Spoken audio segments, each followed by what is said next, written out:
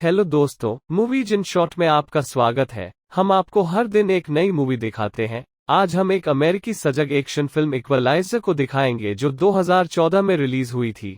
आगे स्पॉयलर्स हैं, इसलिए आराम से देखें। ये रिकैप। रॉबर्ट मैककॉल जल्दी उठकर अपने घर से अपनी नौकरी होमेमोट पर जाने के लिए तैयार हो रहा है। वो एक सम्मानित व्यक्ति है और अपने सहकर्मियों के बीच अच्छी तरह से पसंद किया जाता है। वो अपने दोस्त राल्फी के साथ दोपहर का भोजन करने के लिए बैठता है।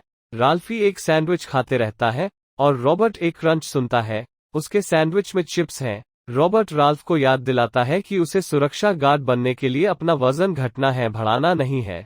ज्यादातर रात रॉबर्ट एक डाइनर में जाता है जहां वह एक किताब पढ़ता है। वह वर्तमान में the old man and the sea को पढ़ रहा है। एक युवा लड़की रॉबर्ट से पूछती है कि क्या किताब में आदमी ने मछली पकड़ी है। वो कहता है कि अभी तक तो नहीं। लड़की अपना पाई खत्म करती है और एक कैब उसे लेने आता है। रॉबर्ट के सहकर्मी उससे पूछते हैं कि वो क्या करता था उनके साथ काम करने से पहले। वो मजाक करता है कि वो ग्लैडी के नाइट्स का एक पिप था और उनके लिए थोड़ा डांस करता है। रॉबर्ट उस रात डाइनर पर वापस जाता है और उसी युवा लड़की से मिलता है। उसने देखा कि वो एक नई किताब पढ़ रहा है। एक लिमो बाहर आती है। लड़की को उसके दलाल स्लावी का फोन आता है। वो उसे बताता है कि उसके पास एक ग्राहक है जो लिमो में है। लड़की नहीं चाहती जाना क्योंकि आदमी एक सुअर है। कार का दरवाजा खोलते ही एक मोटा आदमी नजर आता है जो लड़की का इंतजार कर रहा है। लड़की अनिच्छा से बाहर जाती है और उससे मिलती है। अगली रात रॉबर्ट डाइनर में लड़की को पाता है। उसके चेहरे पर चोट के निशान है। वो उसे एक डोनट देता है जो उसे काम से मिला है। वो उसके साथ टेबल पर बैठती है और खुद का नाम टेरी बताती है, हालांकि उसका असली नाम अलीना है। वो रॉबर्ट को एक सीडी सौंपती है जिसमें उसने अपने आप को गाते वक्त रिकॉर्ड किया है। वो दोनों टहलने के लिए निकलते हैं और एक कार उनके पास आके रुकती है। यह स्लावी और उसका ड्राइवर टैवी है। सावी बाहर आता है और अलीना को थप्पड़ मारता है। रॉबर्ट एक कदम आगे बढ़ाता है।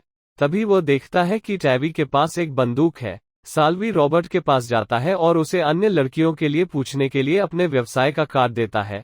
रॉबर्ट एक रात फिर से डाइनर का दौरा करता है और मैनेजर उसे बताता है कि बुरी तरह से पीटे जाने पर अलीना आईसीयू में है। रॉबर्ट वहां जाता है और एलेना के पास एक और वेश्या मैंडी को देखता है। एलेना चेहरा और भी अधिक चोटिल और गड़बड़ है। मैंडी रोते हुए रॉबर्ट के पास से गुजरती है। उसका कॉफी कप से ओवरफ्लो हो जाता है। रॉबर्ट उसे शांत करता है और एलिना के बारे में पूछता है। वे लिफ्ट में जाते हैं और मैंडी उसे बताती है कि स्लावी एलिना को मारा है तो एलिना उसे पलट के मार दी है, इसलिए उसका एक उदाहरण बनाया गया है। मैंडी बताती है कि स्लावी ने एक लड़की के चेहरे पर भी बैटरी एसिड फेंक दिया था ताकि उसका भी एक उदाहरण बनाया जा सके और साथ ही उसने अन्य लड़कियों को पहले भी धमकी दी है। रॉबर्ट उस कार्ड को देखता है जो स्लावी ने उसे दिया था। फिर वह जाता है रेस्तोरां के ऊपर एक क्षेत्र जहां स्लावी और उसके आदमी मिल रहे हैं। रॉबर्ट एलिना की स्वतंत्रता के लिए $9,800 वाले एक लिफाफे के साथ प्रवेश करता है। पहले गुंडे रॉबर्ट पर हंसते हैं, हालांकि स्लावी कहता है कि इतने पैसे तो एलिना को 1 महीने रखने के लिए पर्याप्त हैं। रॉबर्ट पैसे वापस लेता है और बाहर निकलना शुरू कर देता है। वो लगभग निकल जाता है लेकिन फिर रुकने का फैसला करता है और दरवाजा बंद कर देता है। आदमियों को और उनके हथियार को ध्यान से देखने के बाद वो अपनी घड़ी पर टाइमर सेट करता है। पुरुषों में से एक ने अपनी बंदूक को रॉबर्ट पर निशाना लिया लेकिन रॉबर्ट उस आदमी को हाथ से पकड़ लेता है और स्लॉबी को गले में गोली मार देता है। फिर वो उस आदमी की आंख में एक शॉट ग्लास मार देता है और तीसरे आदमी को चाकू से मारता है और फिर एक कॉर्कस्क्रू प्राप्त करता है और बार बार टैवी को तब तक मारता है जब तक कि वो उसे उसकी ठोड़ी के नीचे नहीं मार देता और फिर उसे आराम से खत्म कर देता है। वह स्लावी के पास में जाता है और उसे धीरे धीरे मरता देखता है। इन सभी हत्याओं का बाद टेरी नाम का एक रूसी डकैत हत्यारे की तलाश करने के लिए बोस्टन आता है। वह भ्रष्ट पुलिस के एक समूह के साथ मिलकर काम करता है। रॉबर्ट नोटिस करता है कि राल्फी काम पे नहीं आया है। उसे बताया गया है कि राल्फी काम छोड़ चुका है। रॉबर्ट एक रेस्तोरां का दौरा करता है जहां राल्फी की मां काम करती है। आग दुर्घटना के बाद राल्फी वहां मदद कर रहा है। एक भ्रष्ट पुलिसकर्मी फ्रैंक मास्टर्स टैरी को जॉन लूनी नामक एक गैंगस्टर के कार्यस्थल पर लेके जाता है ताकि वो हत्यारे की खोज जारी रख सके। जॉन टैरी का अपमान करता है और सामान्य रूप से सभी रूसियों का भी।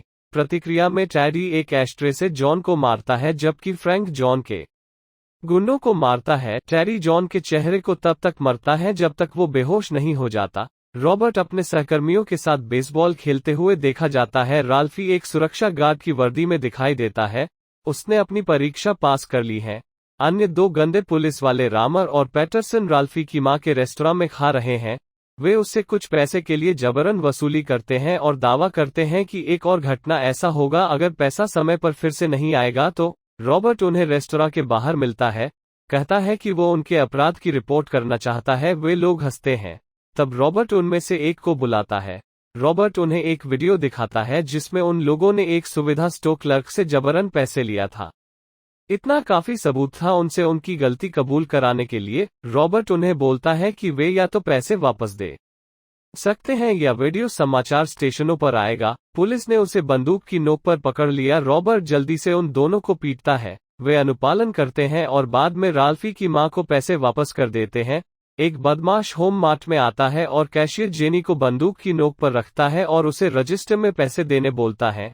रॉबर्ट शांति से आता है और उसे पैसे देता है। बदमाश जेनी की अंगूठी की भी मांग करता है जो उसकी मां की थी। वो उसे आंसू बहाती हुई दे देती है। रॉबर्ट इसे गौर से देखता है, जैसे उसके टैटू और उसकी टोपी। वह कोई कदम नहीं उठाता क्योंकि उस समय बच्चे अपनी मां के साथ दुकान में प्रवेश करते हैं। इसके बजाय बाहर जाके वो आदमी का अनुसरण करता है और उसकी कार का नंबर प्लेट देखता है। पुलिस ने उसे सूचित किया कि यह उसी आदमी की डकैतियों की एक स्ट्रिंग का हिस्सा था। रॉबर्ट रैक से एक स्लेजहैमर लेने जाता है। फिर अगले दिन जेनी को रजिस्टर में अपनी अंगूठी मिलती है। रॉबर्ट फिर हथौड़ा को पोंछने के बाद रैक में लौटाता है। टेडी को रॉबर्ट के बारे में कुछ जानकारी मिलती है, जिनमें से अधिकांश बिना किसी संकेत के साफ दिखाई देती है। उसका स्लावी की मौत से कोई लेना देना नहीं है। वो और फ्रैंक एक साथ रॉबर्ट पर निगरानी रखते हैं, जबकि उनका एक लड़का रॉबर्ट को डायना में पकड़ने जाता है। रॉबर्ट जानता है वो आदमी अच्छा नहीं है। वो उससे पूछता है कि क्या वे किसी और की प्रतीक्षा कर रहे हैं। वो आदमी एक बंदूक निकालता है और रॉबर्ट की ओर चलना शुरू करता है। एक ट्रक डायना द्वारा पे आके रुकती है। टेडी को कुछ दिखाई नहीं दे रहा। रॉबर्ट आदमी को अपनी किताब से पेट में मारता है। उसका सिर टेबल पर पटक कर और गर्दन को तोड़कर उसे मारता है। रॉबर्ट फिर आउटलेट में एक चाकू घुसाकर अंधेरा कर देता है। वो डायना से बाहर निकलता है। टेडी और उसके आदमियों की तस्वीरें लेता है। एक गैंगस्टर रॉबर्ट का पीछा करता है। रॉबर्ट घर में गनमैन से लगे घाव के लिए कुछ शहद उबालता और घाव पे लगता है। वो टेडी के गुंडों के आने से पहले घर से निकल जाता है और अलग कमरे से रॉबर्ट उन्हें अपने अपार्टमेंट के चारों ओर छिपे कैमरों से देखता है। टेडी जानता है कि रॉबर्ट देख रहा है। रॉबर्ट अपने दोस्त ब्रायन और सुसान प्लमर के पास जाता है। रॉबर्ट जानता है कि सुसान टेडी के बारे में कुछ जानकारी इकट्ठा कर सकती है और वो किन लोगों के लिए वो काम करता है। सुसान बाहर जाती है जानकारी इकट्ठा करने के लिए और ब्रायन बताते हैं कि उसे लगा कि वह मर चुका है, लेकिन सुसान को उम्मीद थी। जब वो वापस लौटती है तो वो रॉबर्ट से कहती है कि उसके द्वारा मारे गए पुरुष एक रूसी माफिया व्लादिमीर पुश्किन के आदमी थे। टेडी का असली नाम निकोलाई है। वो आदमी है जिसे व्लादिमीर भेजता है जब कुछ करने की आवश्यकता होती है। सुसान बताती है कि पैटरसन व्लादिमीर के पैरोल पर थे, लेकिन कुछ दिन पहले मृत पाए गए थे। उनके अंडकोश उड़ा दिए गए थे। उनके गले भी कटे गए हैं। सुसान रॉबर्ट को चेतावनी दी कि ये लोग तब तक नहीं रुकेंगे जब तक वो जिनकी वो परवाह करता है सब मारे नहीं जाते। रॉबर्ट फ्रैंक को उसकी कार में ट्रैप कर देता है।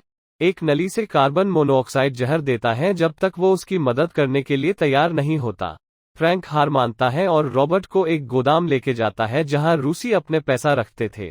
रॉबर्ट सभी गैंगस्टरों को आत्मसमर्पण करने के लिए प्रबंधित करता है और पुलिस की मदद करते हुए सभी पैसे के साथ गैंगस्टरों को एक कमरे में बांध देता है और फिर वो वहां के कर्मियों को मुक्त करता है। पुलिस गैंगस्टर और फ्रैंक को गिरफ्तार करने के लिए आती है और पैसे जब्त कर लेती है।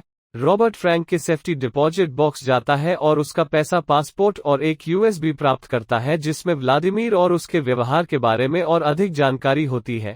वो उसके तेल टैंकरों को ढूंढता है और उन्हें उड़ा देता है।